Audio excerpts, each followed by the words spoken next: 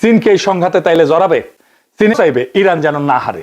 চীনের রাষ্ট্রীয় বার্তা সংস্থা পুরা ইরানের পক্ষে মিডিয়া ক্যাম্পেইন করতেছে। দেখেন, চীনকে এই অচল অবস্থা কাটানোর ব্যবস্থা করতেই হবে, না হলে চীনের ইকোনমি টিকবে না, মারাত্মক ধাক্কা খাবে। এই সংঘাত যদি 2 সপ্তাহের বেশি যায় তাহলে গোটা দুনিয়ার ইকোনমি এই শক টের পাবে। শুধু চায়না না, ইউরোপ টের পাবে এই শক, বাংলাদেশ এই টের পাবে এই শক। বাংলাদেশ এর থেকে দূরে থাকবে না।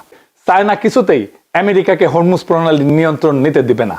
আগামী দিনগুলোতে দেখতে থাকেন আমেরিকা কিভাবে যুদ্ধক্ষেত্র থেকে পশ্চাৎপসরণ করে। আমেরিকার পিছু হটার অনেক উদাহরণ আছে, আর একটা দেখার জন্য তৈরি হন। খুব শীঘ্রই এটা শুরু হবে। ইতিহাস আমাদেরকে একটা জিনিস বারে বারে শেখায়, সামরিক শক্তি বড় কথা না, রাষ্ট্র টিকে থাকে ইচ্ছা শক্তিতে, জনগণের আত্মমর্যাদায়। ইরান সেই ইচ্ছা শক্তি দেখাইছে বহুবার। 5000 বছরের সভ্যতা এত সহজে মাথা নত করবে না। আর এই যুদ্ধটা কেবল ইরানের না, এটা আসলে ভবিষ্যতের পৃথিবীর যুদ্ধ। সুপ্রিমেসি থাকবে কার হাতে? আমেরিকার ইসরায়েলের হাতে নাকি বাকি বিশ্বের হাতে? আমরা এর ফল দেখব আগামী দিনগুলোতে। আমেরিকার ইসরায়েলের কর্তৃত্ব, তার মাতব্বরীকে পরাজিত করাটাই সারা দুনিয়ার আজাদি। তো কইছে এটা কি? বাংলায় কই লিখেছে, বাংলাদেশের পররাষ্ট্র মন্ত্রণালয় এবং তার সম্প্রসারণ হিসাবে বাংলাদেশ জাতীয়তাবাদী দল বিএনপি ইরানের বিরুদ্ধে আমেরিকা ইসরায়েলের অবৈধ আগ্রাসী যুদ্ধের বিষয়ে দেশের মানুষের অনুভূতিকে প্রতিনিধিত্ব করতে সম্পূর্ণভাবে ব্যর্থ হয়েছে। যেখানে এটা স্পষ্টভাবে সন্ত্রাসী হামলা ছিল, সেখানে পররাষ্ট্র মন্ত্রণালয়ের বিবৃতিতে শুধু আমেরিকা ইসরায়েলের অপরাধের নিন্দা জানাতেই ব্যর্থ হয়নি, বরং অপরাধী জুটির নামও উল্লেখ করা হয়নি।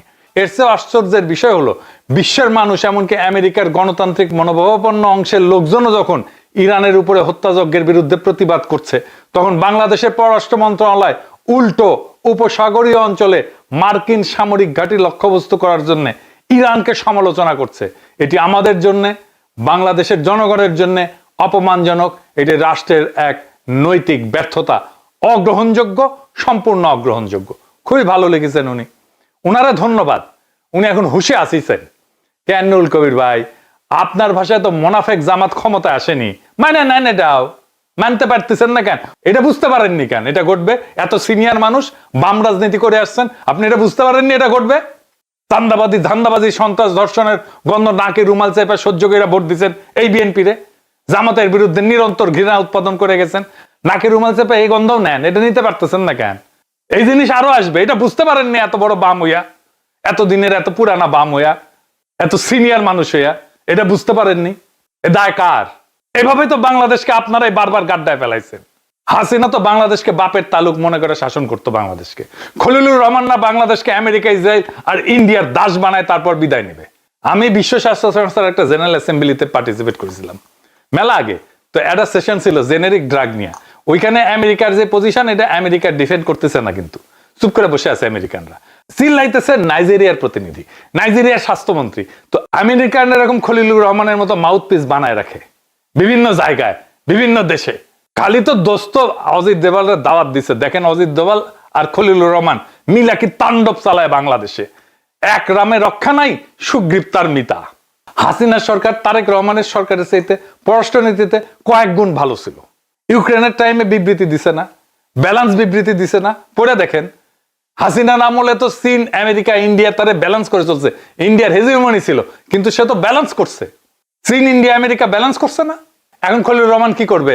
ইরান তো বাংলাদেশে তাদের এমবাসিতে শোক বই খুলিছে, ওটি খলিলুর রহমান যে সাইন করবে না, করবে না, ওটি শোক জানাবে না? ওখানে শোক জানাবে, অবশ্যই জানাবে। তো বিবৃতিতে শোক জানাইতে হাগা কষা হয়ে গেছিল কেন? আসলে খলিলুর রহমান ধরে নিছিল ইরানের রেজিম চেঞ্জ হবে, বদলাবে, তাই উত্তেজনা ধরে রাখতে পারে নাই। আবেগ কাজ করেছে, বিবেক কাজ করে নাই। এখন খলিলুর রহমান কবে? না, আমি নির্দোষ দাবি করতেছি না। আমি যখন জানি, আমি কেন নিজেকে নির্দোষ দাবি করব? আমি দোষী। তখন আমার আবেগে কাজ করছে, বিবেক কাজ করে নাই। বুঝেছ?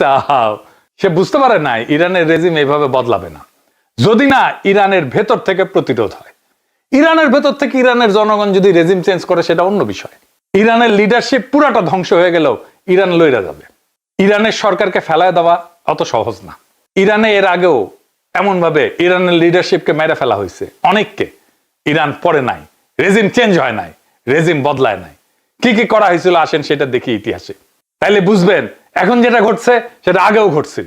অনেকে বলতেছে ইরানের মধ্যে ইসরায়েলের গোয়েন্দা সংস্থা ঢুকিছে। হ্যাঁ ঢুকিছে, এটা আজকের কথা না, অনেক আগে থেকেই ঢুকিছে। 1981 সালের 28 জুন ইরানের বিপ্লবী ইসলামিক রেভলিউশনারি পার্টির হেডকোয়ার্টারে উচ্চ পর্যায়ের একটা গুরুত্বপূর্ণ মিটিং এর সময় বোমা বিস্ফোরণে ইরানের প্রধান বিচারপতি এবং খোমেনির পর দ্বিতীয় গুরুত্বপূর্ণ ব্যক্তি আয়াতুল্লাহ বেহেশতি, আয়াতুল্লাহ মন্তাজারি এবং 4 জন ক্যাবিনেট মেম্বার, 27 জন মজলিসের সদস্য মানে আইনসভার সদস্য মানে সংসদ সদস্য নিহত হয়। তার একদিন আগে 27 জুন 1981 সালে আলী খামিনি মানে যিনি মারা গেছেন, উনি তখন রেভলিউশনারি গার্ডের সুপারভাইজার ছিলেন, ডেপুটি ডিফেন্স মিনিস্টার ছিলেন। উনি একটা বক্তৃতা দিতে যেমন টেপ রেকর্ডারের মধ্যে বোমা লুকায় রাখা হয়েছিল, সেটা বিস্ফোরিত হয়, সেই যাত্রা প্রাণে বেঁচে যায় কিন্তু চিরস্থায়ীভাবে পঙ্গু হয়ে যান। ওনার কিন্তু ডান হাত চিরস্থায়ীভাবে প্যারালাইজড, ডান হাত নড়তো না। কিন্তু দেখেন ওই নিউজ দেখেন, উনি যে এইভাবে শহীদী মৃত্যুবরণ করছেন শুধু ইরানে না সারা দুনিয়াতে উদ্দীপ্ত করছে, তার হিসাব নাই। মোহাম্মদ আলী রাজাই দ্বিতীয় রাষ্ট্রপতি ইরাক ইরান যুদ্ধের সময় 1981 সালে 30 আগস্ট প্রধানমন্ত্রী অফিসে বোমা বিস্ফোরণে নিহত হন। মোহাম্মদ জাভেদ বাহনার তৎকালীন প্রধানমন্ত্রী একই হামলায় নিহত হন, সাথে 6 জন আরো উচ্চপদস্থ কর্মকর্তা নিহত হন। ইরান ইরাক যুদ্ধের অন্যতম সফল সমন্বয়ক জেনারেল সৈয়দ আলী সিরাজি 1999 সালে উনিও নিহত হন, ওনাকেও মেরে ফেলা হয়, অ্যাসাসিনেট করা হয়। এই যতগুলো হামলার কথা বললাম সবগুলো হামলা করে একটা চরম বামপন্থী মার্কসিস্ট ইরানি সংগঠন মুজাহিদিন আখালেক, সংক্ষেপে MEK। ইরানের বিপ্লবের পর এরাই খোমেনির বিপ্লবী সরকারের সবচেয়ে বড় আভ্যন্তরীণ প্রতিদ্বন্দ্বী ছিল। উপরের এত সব বিশাল হামলা আর সফল অ্যাসাসিনেশনের পরেও খোমেনির এই রেজিম ভালোভাবেই টিকে যায়, এবারও যাবে ইনশাল্লাহ। এই ইতিহাস খলিলুর রহমানের মনে জানা নাই। খালি 1981-82 সালে MEK খোমেনি সরকারের প্রায় 650 সদস্যকে অ্যাসাসিনেট করে, 650, একজন দুইজন না। MEK এত কিছু করার পরে রেজিম ফল করাইতে পারে নাই। আর আমেরিকা ইসরায়েল ভাবতেছে কিছু জেনারেল লিডারকে বিমান হামলায় মারলে রেজিম ফল করবে, হ্যাঁ এতই সোজা। হ্যাঁ, MEK আমেরিকা ইসরায়েলের চেয়ে বেশি ডেঞ্জারাস ছিল, কারণ তারাও ইরানি এবং সফলভাবে ব্যাপক আকারে রেজিমকে তারা ইনফিলট্রেট করছিল। ওই জায়গা থেকে উঠে আসছে ইরান, আবার আসবে। শিখেন ওদের কাছ থেকে মেরুদণ্ড কাকে বলে, মর্যাদা কাকে বলে, বীরত্ব কাকে বলে, আত্মসম্মান কাকে বলে। আমরা যদি এটা শিখতে পারি কেউ আমাদের দাবায় রাখতে পারবে না। মনে রাখেন, লড়াই করতে করতে মরে যাওয়াটাই পরাজয় না, মাথা নত করাটা পরাজয়, মাথা উঁচু করে নিশ্চিহ্ন হয়ে যাওয়াটা বিজয়। অনেকে বলতেছে চায়না কি এই কনফ্লিক্টে অংশ নেবে ইরানের পক্ষ হইয়া, বা রাশিয়া কি করবে? এই প্রশ্নের উত্তর আমরা খুঁজে পাবো আমরা যদি কয়েকটা ডট মিলাইতে পারি। তাহলে আপনারা নিজেরাই বুঝে যাবেন এই লড়াইয়ে ট্রাম্প আসলে কি অ্যাচিভ করতে চায়, আর সেইটা বুঝলে চায়না কি পজিশন নেবে সেটাও বুঝতে পারবেন। আসেন ট্রাম্পের খেলাটা বুঝে দেখি। আমাদের একটু আগে থেকে শুরু করতে হবে, না হলে একটা বিগ পিকচার যেটাকে বলে সেটা স্পষ্ট হবে না। কয়েক বছর আগে পর্যন্ত আপনারা শুনছেন না যে আমেরিকার সুপ্রিমেসি ভেঙে যাচ্ছে, আমেরিকার গ্লোবাল লিডার নাই, আফগানিস্তান থেকে সেনা প্রত্যাহার করছে চোরের মতো রাতের অন্ধকারে, মধ্যপ্রাচ্যে অনিশ্চয়তায়, রাশিয়ার ইউক্রেনে আক্রমণ, চীনের দ্রুত উত্থান, ব্রিক্স দেশগুলোর ডলারের বিকল্প নিয়ে কথা বলতেছে। বিশ্ব রাজনীতিতে একটা ধারণা তৈরি হচ্ছিল আমেরিকার আগের মতো নাই। এখন আসেন আমেরিকার ভেতরের দিকে। আমেরিকার ভেতরে গত দশকে ডেমোক্র্যাট পার্টি দ্রুত প্রগতিশীল পজিশন নিছে, মানে হাঙ্গারের সোয়াবিন পার্টির মতো ইমিগ্রেশন আইন সফট করছে, ক্রিমিনাল জাস্টিস রিফর্ম করছে, জেন্ডার এবং সামাজিক রীতিতে পরিবর্তন করছে, বড় আকারের সরকারি ব্যয় করছে, কালচারাল পলিসি করছে। নতুন এই পরিবর্তন পার্টির ভেতরে দ্রুত হয়েছে, মানে এটা তো ভালো লিবারাল পদক্ষেপ, প্রগতিশীল পদক্ষেপ। কিন্তু ভোটাররা এত দ্রুত বদলায় না, তাদের চিন্তা আকাঙ্ক্ষা এইগুলা না যে ইমিগ্রেশন সহজ হইল কিনা, সমাজ রংধনুর 7 রঙে রাঙাইল কিনা, মুক্তিযুদ্ধের চেতনা বাস্তবায়ন হইল কিনা, তা না, বরং তার স্বপ্ন আকাঙ্ক্ষা আলাদা। ফলে একটা গ্যাপ তৈরি হয়, রাজনৈতিক নেতৃত্ব একদিকে আর সাধারণ মানুষ অন্যদিকে। আমেরিকান নাগরিকের অনেকেই অনুভব করলো রাষ্ট্রের অগ্রাধিকার বদলে গেছে, প্রায়োরিটি বদলে গেছে, কিন্তু তাদের জীবনের যে মৌলিক প্রশ্নগুলো তাদেরকে সবসময় তাড়িত করে সেটা রয়ে গেছে। সেটা কি? চাকরি, ব্যবসা, শিল্প, এনার্জি, আইন শৃঙ্খলা, স্বাস্থ্য। এই গ্যাপের মধ্যে আসে ট্রাম্পের মেক আমেরিকা গ্রেট এগেন। এই গ্যাপের মধ্যে আসে। এটা শুধু একটা স্লোগান না, এটা ছিল একটা সাইকোলজিক্যাল রিকল, মনস্তাত্ত্বিক রিকল। পুরোনো ভয়, গর্ব, ক্ষোভ এবং ঐতিহাসিক স্মৃতি মানুষের মনে আবার জাগায় তোলা। আমেরিকা গ্রেট ছিল, এখন দুর্বল, আবার শক্ত হইতে হবে। এখানে প্রশ্ন আসে কিভাবে গ্রেট হবে? কেউ শুধু আবেগ দিয়ে সুপার পাওয়ার হয় না। একটা রাষ্ট্র তখনই গ্রেট থাকে যখন তার থাকে উৎপাদন, শিল্প ক্ষমতা, এনার্জি, নিরাপত্তা, সামরিক শ্রেষ্ঠত্ব, আভ্যন্তরীণ ঐক্য। তাহলে আমেরিকাকে গ্রেট হতে হলে কাকে হারাতে হবে? আজকের পৃথিবীতে আমেরিকার তাহলে প্রকৃত চ্যালেঞ্জার কে? চীন। রাশিয়া আঞ্চলিক শক্তি, কিন্তু বৈশ্বিক শিল্প, প্রযুক্তি, অর্থনীতি এই স্কেলে চ্যালেঞ্জ করতে পারে শুধু চীন। তাহলে যদি আপনি আমেরিকাকে আবার গ্রেট করতে চান, আপনাকে কি করতে হবে? চীনকে হারাইতে হবে। আপনাকে আপনার চ্যালেঞ্জারের অর্থনৈতিক গ্রোথ স্লো করতে হবে, বা তার চেয়ে বেশি গ্রো করতে হবে। আপনি যদি তার চেয়ে বেশি গ্রো করতে না পারেন, তাহলে আপনার চ্যালেঞ্জারের গ্রোথকে স্লো করতে হবে। এটাই আমেরিকাকে গ্রেট করার তরিকা, সিম্পল তরিকা। তাহলে কি করতে হবে? তার শিল্পের জ্বালানি কেটে দিতে হবে, তার সাপ্লাই লাইন ঝুঁকির মধ্যে ফেলতে হবে। সরাসরি যুদ্ধ না, স্ট্র্যাটেজিক প্রেসার, কৌশলগত চাপ। চীনের একমাত্র দুর্বলতা সে তেলের উৎপাদক না, আমেরিকা নিজের তেল নিজে উৎপাদন করে। দুনিয়ার সবচেয়ে বড় তেলের মজুত আমেরিকার। চীনকে প্রত্যেকদিন বিপুল পরিমাণে তেল আমদানি করতে হয়। তেল ছাড়া চীনের অর্থনীতি থমকে যাবে। তার শিল্প দাঁড়ায় আছে সমুদ্রে পথে আসা তেলের উপরে, আর কিছু আসে রাশিয়া থেকে পাইপলাইনে। চীনের জন্য এই সমুদ্র পথে আসা তেলের বড় উৎস কোথায়? মধ্যপ্রাচ্য, ইরান, ভেনেজুয়েলা। রাশিয়া থেকে আসে মাত্র 20%। এবার বুঝছেন কেন ভেনেজুয়েলাতে অ্যাটাক করে মাদুরোকে তুলে নিয়ে যাওয়া হলো? ভেনেজুয়েলার তেল আর আসতেছে না চায়নাতে। 67% কমে গেছে আসা তেল, ভেনেজুয়েলার তেল। 2025 সালে ভেনেজুয়েলার তেল রপ্তানি প্রায় 60 থেকে 80% ছিল চীনে। তারপরে কি হলো? ভেনেজুয়েলা বন্ধ, এরপরে আসলো ইরানের সাথে যুদ্ধ। যুদ্ধ বাধায় হরমুজ প্রণালী বন্ধ করে দিল। শোনেন। Attention all ships, attention all ships, attention all ships. This is Sepah Navy, Iran's Islamic Revolutionary Guard Corps Navy. From now on, all navigating through the Strait of Hormuz is forbidden. No ship in every type is not allowed to pass from the Strait of Hormuz till next notice. This is Sepah Navy, out. তাইলে আপনি সরাসরি Beijing এর শিল্প শক্তিরে দিলেন ধাক্কা। কারখানা বিদ্যুৎ ছাড়া চলে না, এআই ডাটা সেন্টার এনার্জি ছাড়া চলে না, ইস্পাত, সিমেন্ট, সেমিকন্ডাক্টর সবকিছুর মূলে জ্বালানি। চীন একেবারে বসে যাবে যদি তেল না আসে। মানে চায়নার এনার্জি বা জ্বালানির সরবরাহ কমে গেছে এর মধ্যেই। এই বিশাল ইকোনমি চলবে কিভাবে তাইলে?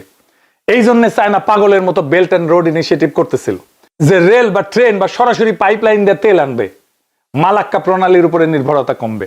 বেল্ট অ্যান্ড রোড ইনিশিয়েটিভের একটা বড় লক্ষ্য ছিল চীনের জ্বালানি সরবরাহ নিরাপদ করা। তাইলে এই যুদ্ধটা নিছক ইরান বরং আমেরিকা না, এটা ভেনেজুয়েলা বরং আমেরিকা না, এটা সাপ্লাই লাইন বরং সুপ্রিমেসি। একটা সুপার পাওয়ার কখনো শুধু যুদ্ধ করে টিকে থাকে না, সে তার প্রতিদ্বন্দ্বীর উত্থানের গতি কমায় দেয়। আপনি যদি আপনার চ্যালেঞ্জারের, আপনার প্রতিদ্বন্দ্বীর জ্বালানির প্রবাহকে অনিশ্চিত করেন, তার বিনিয়োগে ভয় ঢুকান, আপনি তার শিল্প পরিকল্পনায় ঝুঁকি ঢুকান, আপনি তার ভবিষ্যৎ প্রবৃদ্ধিকে থামায় দেন। এটাই গ্রেট এগেন, বুঝিছাও? ল্যাং মেরে ফেলে দিলাম আমার প্রতিদ্বন্দ্বীকে। দেশের ভিতরে প্রগতিশীলতার সংশোধন আর বাইরের চাপ, এটাই ট্রাম্প।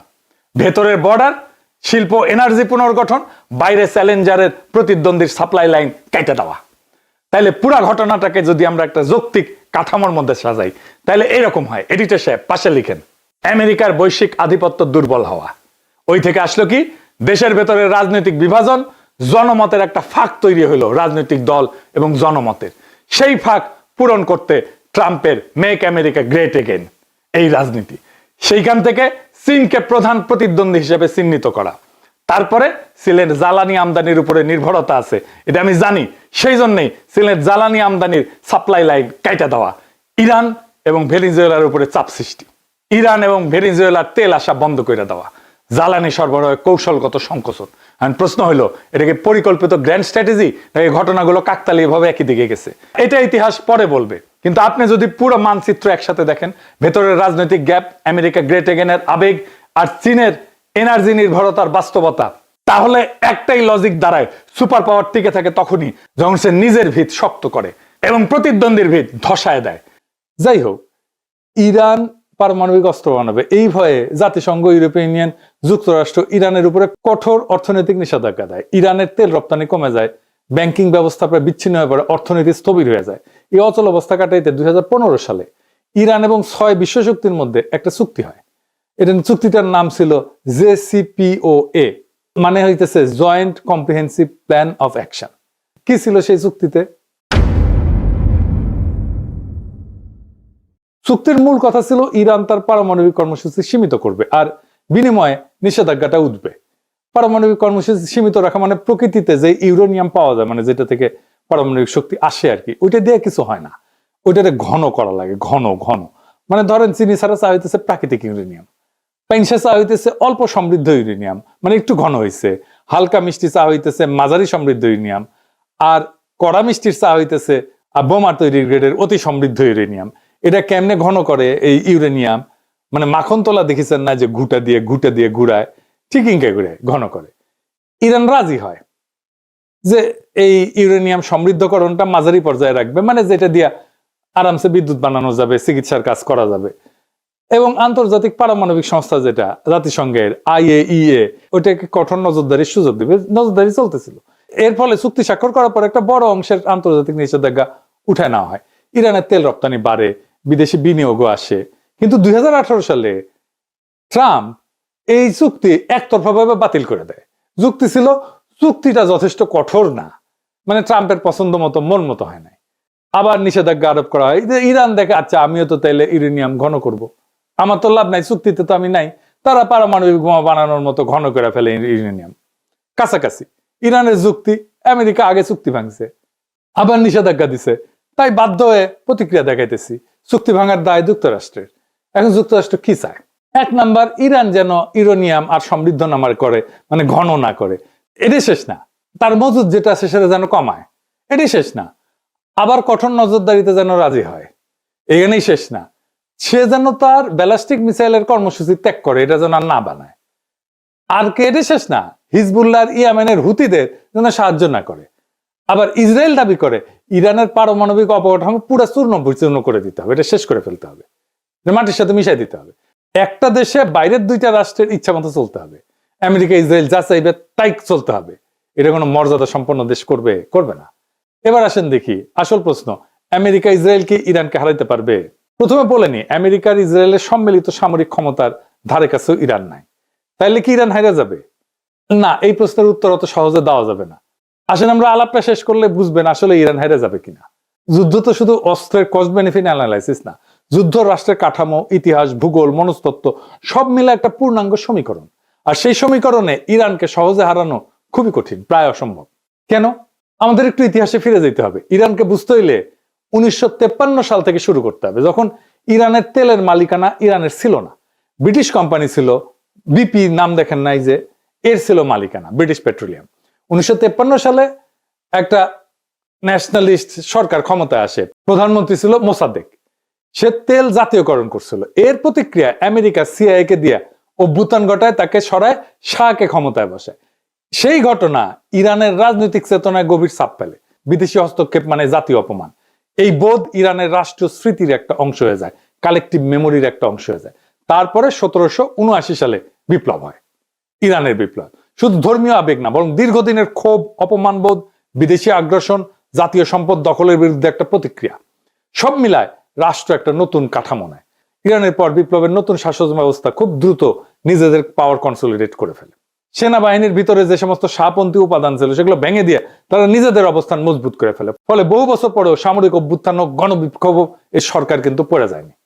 এটা কাকতালীয় না, এটা একটা কাঠামোগত ফল। কিছুদিন আগে সারা ইরানে ব্যাপক বিক্ষোভ হয়েছে না? সাদ্দাম হোসেন ভাবছিলেন যে আক্রমণে ইরানের ভিতরে একটা অভ্যুত্থান হবে, বিপ্লবী সরকার পড়ে যাবে। বাস্তব হয়েছে উল্টা, যুদ্ধ রাষ্ট্রকে আরো সংহত করছে। জনগণ, সামরিক বাহিনী সবাই সরকারের পিছনে দাঁড়াইছে। এই যুদ্ধ দীর্ঘায়িত হয়েছিল, বিপুল প্রাণহানি হয়েছিল। খোমেনি আপোষহীন ছিলেন। তিনি আমেরিকা সোভিয়েত দুই শক্তিকে গ্রেট শয়তান বলছিলেন। এর ফলে ইরাক ইরান যুদ্ধের সময় আমেরিকা, সোভিয়েত ইউনিয়ন, আরব রাষ্ট্র অনেকেই ইরাককে সাহায্য দেয়। সেজন্যই যুদ্ধটা দীর্ঘ হয়। তবুও ইরান রাষ্ট্র হিসেবে ভেঙে পড়েনি, বরং দীর্ঘ যুদ্ধ তাকে আরো যুদ্ধ সহনশীল রাষ্ট্রে পরিণত করছে। এই আক্রমণ ইরানকে আরো সংহত করবে কিনা সেটা আগামী কয়েকদিনের দুনিয়া দেখবে। খামেনির মৃত্যুর পরে কি ঘটবে এখন অনুমান করা শক্ত, কিন্তু সম্ভাব্য সিনারিও কি হইতে পারে সেটা আমরা একটু আলাপ করতে পারি। যদি শুধু আকাশ থেকে বোমা মারা হয় তাতে সামরিক স্থাপনা ক্ষতিগ্রস্ত হইতে পারে, কিন্তু রেজিম চেঞ্জ হয় না, সরকার পতন নিশ্চিত হয় না। ইতিহাসে দেখা গেছে নো ফ্লাই জোন বলেন, দীর্ঘ বোমা বর্ষণ বলেন, এসব চলতে পারে বছরের পর বছর, কিন্তু স্থল আক্রমণ ছাড়া, গ্রাউন্ড ইনভেশন ছাড়া রেজিম চেঞ্জ করা কঠিন। ইরানে গ্রাউন্ড ইনভেশন কেন কঠিন? প্রথমত ভূগোল। স্থল পথে ইরানে ঢুকতে গেলে পশ্চিম ইরানের দীর্ঘ জাগ্রস পর্বতমালা অতিক্রম করতে হবে। পাহাড়ি ভূখণ্ডে বড় আকারের সেনা, ট্যাঙ্ক, সরবরাহ লাইন এগুলো এগায় নেওয়া খুব কঠিন। সরু গিরি পথ থাকে, উঁচু নিচু পথ থাকে। এখানে যারা প্রতিরক্ষা করে, ডিফেন্স করে, তাদের বেশি সুবিধা। ইরান মূলত একটা বিশাল উচ্চভূমি, চারপাশে পর্বতমালা, মাঝখানে মরুভূমি, আর জনবসতি অনেক জায়গায় পাহাড়ের ভেতরে আড়ালে। এই ভূগোল আক্রমণকারীদের জন্য তিনভাবে বিপজ্জনক।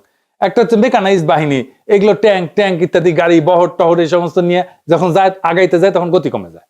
সংকীর্ণ উপত্যকার মধ্যে দিয়ে যেতে হয়, চোখ পয়েন্ট আছে, মানে যেখানে আটকায় যেতে পারে। এইসব জায়গায় কনভয় আটকায় গেলে ক্ষয়ক্ষতি দ্রুত পারে, উপর থেকে আক্রমণ করবে। যারা ডিফেন্স করে তাদের এখানে সুবিধা, উচ্চভূমি থেকে নজরদারি করতে পারে, অ্যাম্বুশ করতে পারে, প্রতিরক্ষা লাইন তৈরি করা তুলনামূলকভাবে সহজ। ইরান সবসময় এই অ্যাডভান্টেজে থাকবে। রাজধানী বা নগরগুলো এগুলো ইনসুলেটেড, মানে বড় শহরগুলো অনেকটাই পাহাড়ি বলয়ে সুরক্ষিত, চারিপাশে পাহাড়, দ্রুত ধাক্কায় কুইক থ্রাস্ট যেটাকে বলে মিলিটারি ভাষায়, এটা ফল আনা কঠিন। ইরান সমতল ইরাকের মতো না, এখানে ভূগোল নিজেই এক ধরনের প্রতিরক্ষা বাহিনী হয়ে থাকে।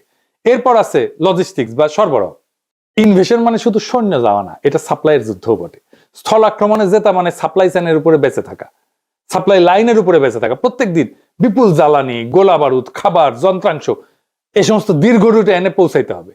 পাহাড়, মরুভূমি এই সমস্ত পরিবেশে কনভয় ট্রান্সপোর্ট ইন্টেন্সিভ এবং সিকিউরিটি ইন্টেন্সিভ হয়। একবার সাপ্লাই লাইন যদি ভেঙে যায় তাহলে ফ্রন্ট লাইনের শক্তি থাকলেও এটা কার্যত থেমে যায়, কাজ করতে পারে না, আক্রমণ করতে পারে না। এটাই বড় পার্থক্য। গ্রাউন্ড ক্যাম্পেইনে আপনার যুদ্ধ ক্ষমতা নির্ভর করে সাপ্লাই পৌঁছায় কিনা এটার উপরে। এরপর আছে এন্ট্রি প্রবলেম, কোন দিক থেকে ঢুকবে। এটা এই রাজনীতিতে অনেক সময় সামরিক সমস্যার চেয়ে বড় হয়ে যায়। ইরানে বড় স্কেলে স্থল আক্রমণ করতে গেলে প্রতিবেশী দেশগুলো ঘাঁটি, করিডোর দরকার পড়বে, কিন্তু আঞ্চলিক রাষ্ট্রগুলো রাজনৈতিক ঝুঁকি নিতে চায় না। নিজেদের ভিতরে অস্থিরতা, ইরানের পাল্টা আঘাত, এই সমস্ত কারণে এই অ্যাক্সেসটা দিতে চায় না এবং দেয়ও নি কেউ। ইরানের জনসংখ্যা বড় এবং অনেক, 31টা প্রদেশ আর 1,500 শহর। বড় শহরে 30টা, তারও বেশি। বড় শহরে ঢুকলে যুদ্ধ বদলায় যায়, কিন্তু ট্যাঙ্ক, আর্টিলারি অ্যাডভান্টেজ কমে যায়, স্নাইপার গুরুত্বপূর্ণ হয়ে যায়, তারপরে মাইন টাইন, ছোট ইউনিটের প্রতিরোধ এই সমস্ত বাড়ে, বেসামরিক ক্ষয়ক্ষতি দ্রুত রাজনৈতিক সংকট তৈরি করে ফেলে। এরকম শহর দখলের পর্যায়ে গেলে এটা রাজনৈতিক সমস্যা শুরু হয়ে যায়। রাশিয়ায় এক স্ট্যালিনগ্রাদ শহরকে কবজা করতে পারে না হিটলার, লেজ গুটায় পালাইতে হয়েছিল। ইউক্রেনের শহর হইতেছে 450-র মতো, রাশিয়া মাত্র 6-7টা দখল করতে পারছে এই 4 বছরের যুদ্ধে। এই জন্য আমেরিকা বড় আকারের যুদ্ধ দীর্ঘদিন চালাতে পারবে না। কেন? এটা আমার কথা না, ওয়াশিংটন পোস্টে আমেরিকান জেনারেলরা বলছে যুক্তরাষ্ট্রের কাছে এখন পর্যাপ্ত গোলা বারুদ, রকেট, ইন্টারসেপ্টর এগুলো নাই, যা বড় আকারে দীর্ঘ সময় যুদ্ধ চালাইতে পারে। এবং অনেক মধ্যপ্রাচ্যের দেশও তাদের ঘাঁটিগুলো যুদ্ধের কাজে দিতে রাজি না। এটা বড় ধরনের সামরিক অভিযানের জন্য একটা বড় বাধা, ওয়াশিংটন পোস্টের জেনারেলরা বলছে, আমেরিকান জেনারেলরা। আর 2 নম্বরে দিচ্ছে রাজধানী পতন মানে রাষ্ট্রে পতন না। তেহরান দখল হইলেও সরকার পূর্বাঞ্চলে সরে যায়, যুদ্ধ চালাইতে পারে। ইতিহাসে বহুবার দেখা গেছে রাজধানী হারা রাষ্ট্র লড়াই চালায় গেছে। মস্কোতেই তাই হয়েছে, নেপোলিয়ান গেছে, মস্কো দখল করছে, ওরা চলে গেছে দূরে, পরে আবার ফিরে আসছে। এবং নেপোলিয়ান ওই রাশিয়ার যুদ্ধে হারছিল, কিছুই করেনি, শুধু বসেছিল রাশিয়ান সোলজাররা। যাই হোক, তৃতীয়ত রাজনৈতিক মনস্তত্ত্ব। বাইরে থেকে হামলা হলে সরকার এটাকে বিদেশি আগ্রাসন হিসেবে তুলে ধরতে পারে, জাতীয়তাবাদী ঐক্য তৈরি করতে পারে। যে জনগোষ্ঠী সরকারের সমালোচক তারাও অনেক সময় দেশের প্রশ্নে একসাথে দাঁড়ায় যায়। দেখেন, ইরানে বোমা মারতেছে, যুদ্ধ শুরু হইতেছে জন্য ইরানিরা খুশি যে তারা জবাব দিতে পারে। চতুর্থত আমেরিকার নিজস্ব রাজনৈতিক বাস্তবতা। বড় আকারের স্থলযুদ্ধ মানে বিপুল খরচ, দীর্ঘ সময় আভ্যন্তরীণ রাজনৈতিক চাপ। শুধু নৌ এবং বিমান শক্তি দিয়ে সীমিত হামলা চালানো তুলনামূলকভাবে সহজ, কিন্তু স্থল বাহিনী মোতায়েন করা একটা ভিন্ন মাত্রার সিদ্ধান্ত। আর একটা দিকে হচ্ছে এয়ার স্ট্রাইকও কিন্তু সস্তা না। আধুনিক জেট বিমানের প্রত্যেক ঘন্টার ফ্লাইং খরচ, নির্ভুল অস্ত্রের মূল্য সব মিলায় দীর্ঘমেয়াদী বোমাবর্ষণও কিন্তু খুব ব্যয়বহুল। যদি দ্রুত রাজনৈতিক ফল না আসে তাতে আক্রমণকারী পক্ষের আগ্রহ কমে যেতে পারে। ইয়েমেনে হুতিদের উপরে দীর্ঘ বোমাবর্ষণ করছে আমেরিকায়, তা হুতিরা আত্মসমর্পণ করছে? করে নাই।